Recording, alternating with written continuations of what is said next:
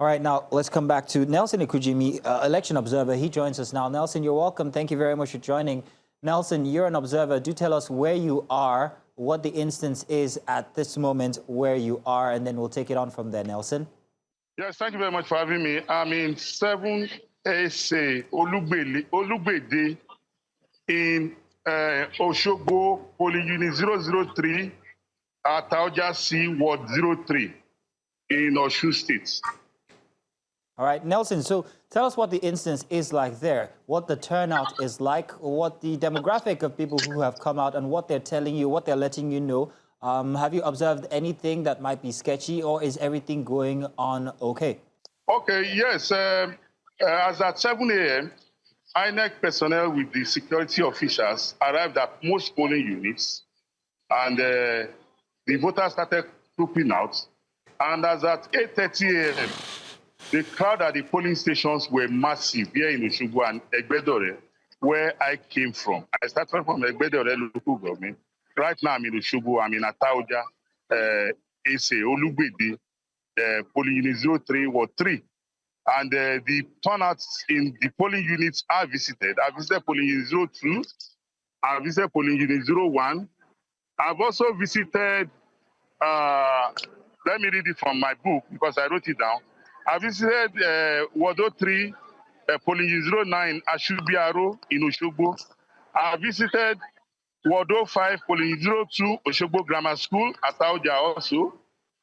Like I told you earlier on, I started with Dada Estate, Olorun Shayo in Egbedore, polling 02, Ward 10.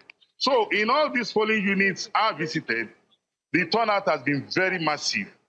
The voters are conducting themselves peacefully, because a lot of all the voters there, most of the voters there, if not all, they know themselves. You know, like we always say, politics is local.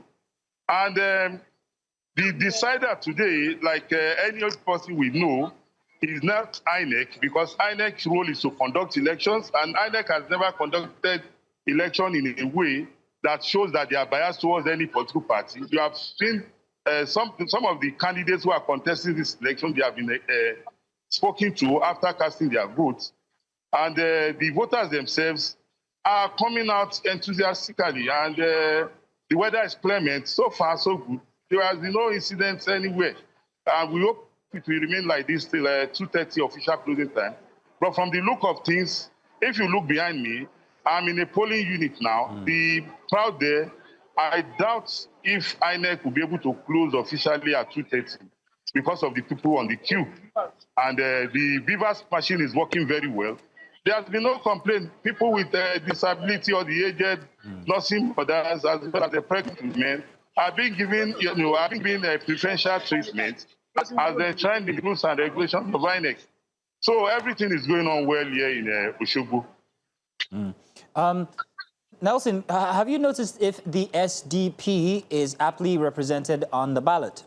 I've not checked the ballot papers, but one noticeable feature of this election is that, unlike previous elections, where you get just one party agent, in most of these polling units, you have about 7 to 8 polling agents at the polling stations. So the parties, like we were at a stakeholders meeting with INEC, that was on Wednesday. And INEC made us realize that originally they scheduled 14 political parties for this election. But because of the court order, they had to include SDP based on the judgment of the court. And I believe strongly that SDP must have been included, because INEC has told us that they even had to go and print new ballot papers in compliance with the court judgment. So there's no reason to believe SDP is not on the ballot because the court has directed. Otherwise, INEC will be in contempt of court. Okay. And you know the consequences if you disobey the court. Exactly. Nelson, there's still more to ask. I'm not going to let you go yet. Nelson, let's talk about security. What have you observed about security? There was so much talk about security and the implications for today. Running up to the elections, it was marred by plenty of campaign violence. About 30 people, they say, must have lost their lives. So today, people were very, well, they had their eyes and ears tuned to what security might be like. So I'm wondering what security is like from what you've observed. Does it seem intimidating or does it seem reassuring for the voters? I was out there monitoring the streets till about 1 a.m. this morning.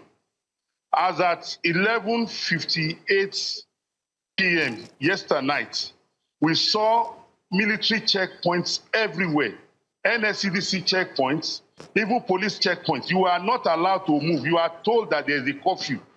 So people were detained. Some were detained even at the point where I passed through. But lo and behold, this morning as at 5 a.m., I came round again. I went into the street. All the checkpoints by the military men had disappeared.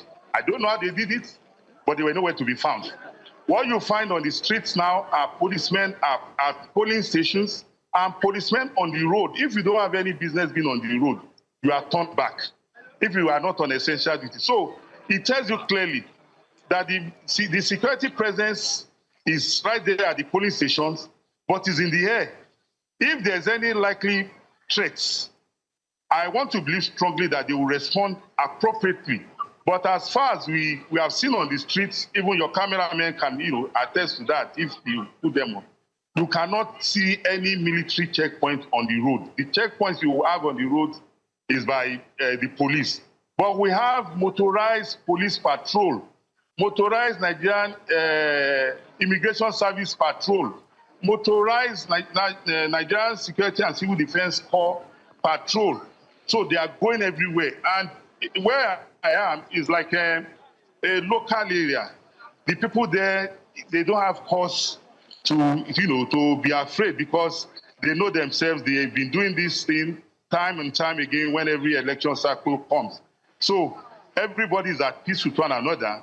The security on ground has made it clear to all and sundry that if you know you are for trouble today, better go and hide somewhere.